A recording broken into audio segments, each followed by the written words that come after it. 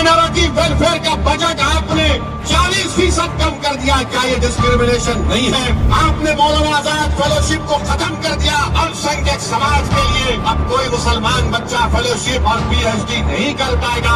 क्या ये डिस्क्रिमिनेशन नहीं है? प्रधानमंत्री, डिस्क्रिमिनेशन यही भी है कि आपके 306 MP में एक मुसलमान MP नहीं।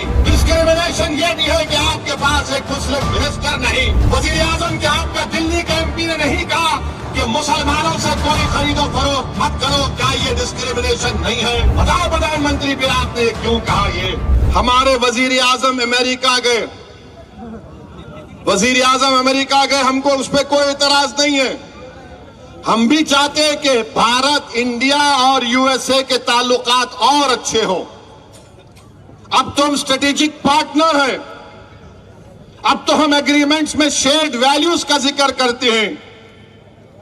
मगर हमारे वजीर आजम जब अमेरिका में थे तो दो बातों का मुझे बड़ा एतराज है।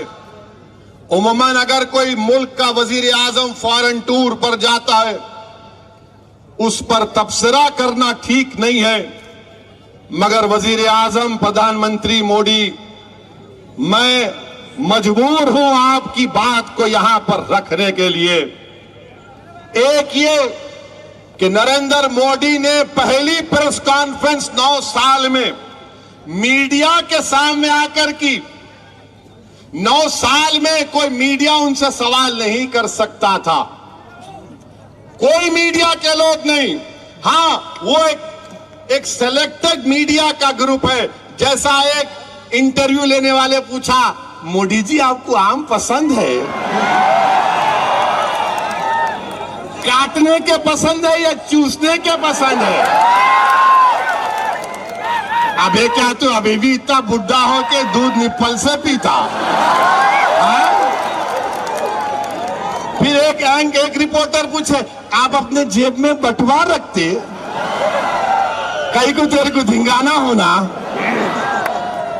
समझ नहीं। मगर वहां की एक रिपोर्टर ने, वॉल स्ट्रीट जर्नल के एक रिपोर्टर ने भारत के वजीर आजम से जो सवाल किया, देश के प्रधानमंत्री, मुझे बड़ी तकलीफ हुई, बड़ी पीड़ा हुई कि इस तरह से आपसे सवाल किया गया कि आप 9 साल से भारत के वजीर आजम प्रधानमंत्री हैं, 300 MP आपके पास हैं, और आपसे सवाल करने वाला ये सवाल करता है कि क्या आप भारत के मुसलमानों के लिए, भारत के मुसलमानों के लिए उनकी तकलीफ को दूर करने के लिए आप क्या काम करेंगे, और फ्रीडम ऑफ एक्सप्रेशन के लिए आप क्या करेंगे? देश के प्रधानमंत्री, मैं खुश होता अगर आपसे सवाल होता कि आप उस देश से आते हैं जहां पर 50% आबादी भारत की 28 साल के नौजवानों पर मुश्तमिल है। मैं खुश होता इस बात से कि अगर रिपोर्टर आपसे सवाल करती कि बताइए मेक इन इंडिया में आपने क्या क्या बनाया। मैं खुश होता अगर रिपोर्टर आपसे पूछती कि क्या आपने 5 ट्रिलियन इकोनॉमी के उस टारगेट को हासिल कर लिया। मैं खुश होता अगर उस फॉरेन रिपोर्टर आपसे बोलती कि भारत में इन्फ्लेशन कम करने के लिए आपने क्या किया। मैं खुश होता अगर रिपोर्टर आपसे पूछती कि पूरी दुनिया में सबसे ज्यादा बेरोजगार अगर नौजवान है तो भारत में उसकी बेरोजगारी के लिए आप क्या किए। मगर उस रिपोर्टर ने 9 साल के वजीर आजम, 300 MP रखने वाले वजीर आजम से पूछा, मुसलमानों की तकलीफ को दूर करने के लिए आप क्या कर रहे हैं, फ्रीडम ऑफ एक्सप्रेशन के लिए क्या कर रहे हैं। तो हमारे वजीर आजम ने कह दिया कि हमारे DNA में डेमोक्रेसी है, डिस्क्रिमिनेशन नहीं है। प्रधानमंत्री, सच्चाई को मैं अब बयान कर रहा हूं। क्या मणिपुर में 300 चर्चिस को जला दिया गया, क्या वो डिस्क्रिमिनेशन नहीं है? 300 चर्चिस मणिपुर में जला दिए गए। क्या उत्तरकाशी में मुसलमानों से नहीं कहा गया कि छोड़कर भाग जाओ, तुम्हारा बायकॉट किया जाएगा? ये डिस्क्रिमिनेशन नहीं है। वजीर आजम क्या आपका दिल्ली का एमपी ने नहीं कहा कि मुसलमानों से कोई खरीदो फरोख्त मत करो? क्या ये डिस्क्रिमिनेशन नहीं है? वजीर आजम क्या आपने CAA का कानून मजहब की बुनियाद पर नहीं बनाया? क्या ये डिस्क्रिमिनेशन नहीं है? माइनॉरिटी वेलफेयर का बजट आपने 40% कम कर दिया, क्या ये डिस्क्रिमिनेशन नहीं है? आपने मौलाना आजाद फेलोशिप को खत्म कर दिया।